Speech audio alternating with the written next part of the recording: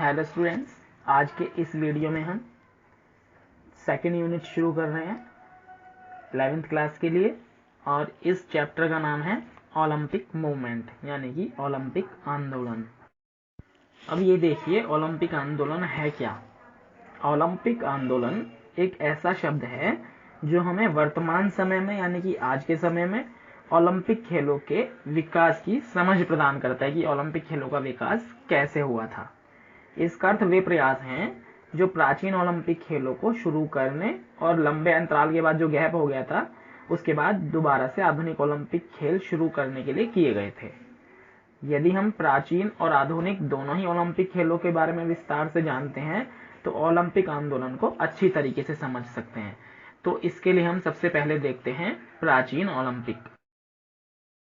तो कुछ ग्रीस की कहानियां हैं जिनसे हमें पता लगेगा प्राचीन ओलंपिक खेल यानी कि एंशिएंट ओलंपिक गेम्स कैसे शुरू हुए थे। प्राचीन ओलंपिक खेल कब और कैसे शुरू हुए, इसकी उत्पत्ति के बारे में कोई प्रामाणिक जानकारी या निश्चित तथ्य नहीं है।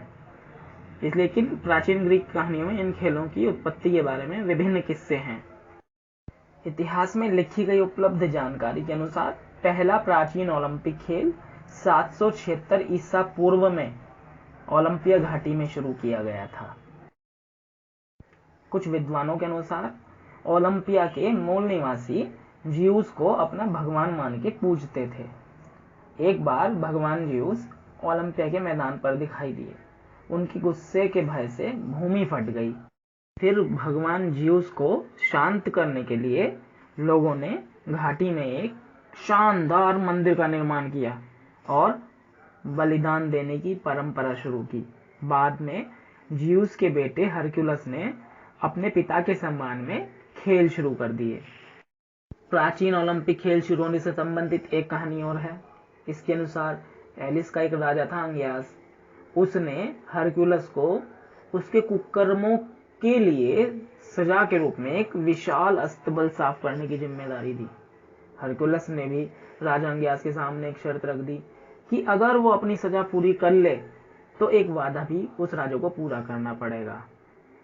वादा यह है कि राजा अपनी पशु संपत्ति का 10वां भाग उसको, यानी कि हरक्युलस को दे देगा। राजा इस शर्त पर सहमत हो गया।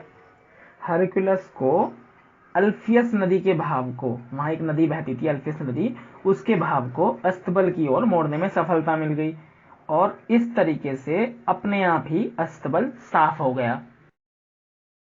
लेकिन राजा अपनी बात से पीछे हट गया। उसने मना कर दिया। उसके बाद हरक्युलस ने राजा अंगियास को मार दिया और जब वो मार दिया तो खुद ही राजा बन गया। हरक्युलस ने हत्या के लिए खेद व्यक्त करने का फैसला किया। उसे लगा ये गलत हो गया तो उसने खेद प्रकट करने के लिए पहली बार ओलंपिक खेलों का आयोजन किया। देखिए, एक और कहानी है। एक और दिलचस्प कहानी प्राचीन ओलंपिक खेलों की उत्पत्ति के बारे में प्रचलित है। यूनानी इसे बहुत रुचि के साथ सुनते हैं। इसके अनुसार अल्फियस नदी के तट पर एलिस नाम का एक सुस्थापित राज्य था, मतलब एक बहुत अच्छा राज्य था। इस राज्य के जो राजा थे वो थे अन्नोमस, और राजा अन्नोमस की बेटी हिप्पोडीमिया असाधारण रूप से सुंदर थी, मतलब बहुत सुंदर थी। उसकी शादी के लिए राजा ने एक शर्त रखी। इस शर्त के अनुसार उसकी शादी उस व्यक्ति से कर दी जाएगी जो उसका अपहरण कर सकेगा, यानी कि जो उसको अपने साथ भगा के ले जा सकेगा, उसकी शादी उसी से कर दी जाएगी। एक एक करके 13 युवकों ने उसका अपहरण करने की कोशिश की, लेकिन सब असफल रहे। राजा द्वारा सभी युवकों को निर्दयता से हत्या कर दी गई। उसके बाद पेलोप्स नाम का एक युवक वहां आया। वह अन्य युवकों की तुलना में जो मारे गए थे एक चालाक और बहादुर युवक था। उसने क्या किया, उसने सारथी को अपना अंतरंग मित्र बना लिया, मतलब बहुत बढ़िया मित्र बना लिया, और उसे दौड़ शुरू होने से पहले राजा के रथ से धुरा हटाने के लिए तैयार कर लिया। वो जो पहिए में लगा रहा था, जिससे पहिए रुके रहते हैं रथ में।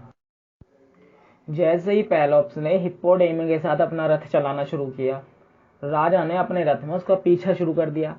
जब उसका रथ पेलोप्स के रथ के बिल्कुल पास तक पहुंच पा रहा था, वहां बिल्कुल पहुंच गया था समझो, तो तभी उसके रथ का पहिया हट गया। वो जो धूरा निकाल दिया था उसकी वजह से उसके रथ का पहिया निकल गया। तो न केवल राजा के रथ के टुकड़े हो गए, बल्कि उसमें उसकी गर्दन भी कट गई। इस प्रकार पेलोप्स को न केवल हिप्पोडेमिया मिली, बल्कि राजा का राज्य भी मिल गया। भाई राजा मर गया उसकी वजह से, तो वहां का राज्य भी उसे ही मिल गया। कहा जाता है कि अपनी दोहरी सफलता की याद में अपनी हिप्पोडेमिया भी मिल गई और राज्य भी मिल गया, तो पेलोप्स ने धार्मिक अनुष्ठानों के साथ इन प्राचीन खेलों की शुरुआत की, इन प्राचीन ओलंपिक खेलों की शुरुआत की। अब एक और कहानी सुनिए। कुछ अन्य विद्वानों के अनुसार इस धरती पर अपना अधिकार रखने के लिए देवी देवताओं के बीच में लड़ाई शुरू हो गई। यह लड़ाई भगवान ज्यूस और भगवान कोरोनस के बीच हुई, जिसमें भगवान ज्यूस विजेता बन गए। जीत का जश्न मनाने के लिए खेलों का आयोजन शुरू कर दिया गया। और देखिए, कुछ विद्वानों ने यह विचार रखा कि ग्रीस को छोटे राज्यों में विभाजित किया गया था। इन्हें सिटी स्टेट कहा जाता था, यानी कि शहर राज्य, यानी कि छोटे छोटे स्टेट थे। इन छोटे राज्यों के बीच आपसी लड़ाई के कारण ओलंपिक खेलों की उत्पत्ति हो गई। अब सुनिए महत्वपूर्ण बात। ओलंपिक खेलों की शुरुआत के पीछे कारण जो भी हो, लेकिन यह निश्चित है कि इन खेलों का आयोजन पहली बार ओलंपिया नाम की खूबसूरत घाटी में किया गया था। इस तथ्य के कारण इन खेलों को ओलंपिक खेल कहा जाता है। तो इस तरीके से इसका नाम ओलंपिक खेल पड़ गया। प्राचीन ओलंपिक खेल लगभग 1000 वर्षों तक जारी रहे। देखो कितने टाइम तक, 1000 वर्षों तक रहे, चलते रहे। लेकिन 394 ईसा पूर्व में, यानी कि जो आजकल सन चल रहा है ना 2020 वगैरह, इनके शुरू होने से भी पहले जो इनकी गिनती रही होगी 1 2 3, उससे भी 394 साल पहले एक रोम का राजा था थियोडोसियस, इसने प्राचीन ओलंपिक खेलों का आयोजन रोक दिया और स्टेडियम नष्ट हो गए। लेकिन उसके बाद भी इन खेलों की याद एक जलती आग की तरह मूल निवासियों के दिल में बनी रही। आखिर 1000 साल तक चलते रहे थे, कैसे बुझ जाती। तो कई शताब्दियों के बाद भी लोग इन्हें भूल नहीं पाए, प्राचीन ओलंपिक खेलों को। तो आज के इस वीडियो में प्राचीन ओलंपिक पार्ट 1 में इतना ही। अगले वीडियो में हम इन प्राचीन गेम के रूल और ओपनिंग सेरेमनी और साथ ही साथ अवार्ड के बारे में पढ़ेंगे। Thank you, have a nice day.